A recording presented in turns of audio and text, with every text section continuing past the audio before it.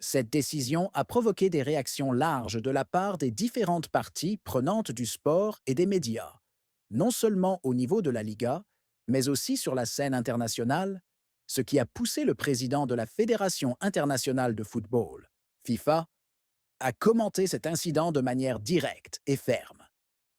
Contexte de l'incident et déroulement des événements. Le drame a commencé sur le terrain lorsque l'ailier de Barcelone, Lamine Yamal, a réalisé un dribble spectaculaire face aux défenseurs de l'Atlético de Madrid sur la ligne de but, ce qui lui a permis de percer la défense avec une accélération rapide, menaçant ainsi le but adverse. Quelques instants plus tard, Yamal est tombé après avoir été victime d'un contact qu'il a considéré comme une faute évidente sur son pied gauche et a immédiatement demandé un penalty pour cette intervention.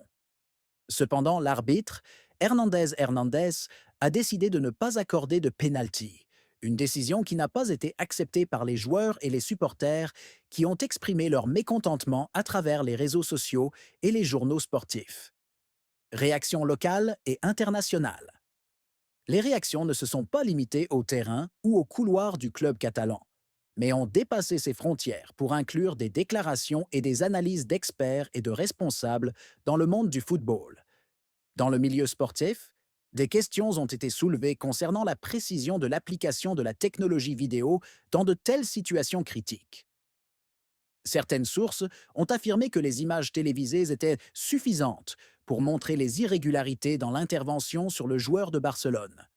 Toutefois, la décision de l'arbitre s'est basée sur ses propres critères et sur son observation directe de l'incident, ce qui a suscité un débat sur la fiabilité de ces critères, à une époque où la technologie moderne joue un rôle croissant dans la surveillance des matchs. Déclaration du président de la FIFA et sa réaction.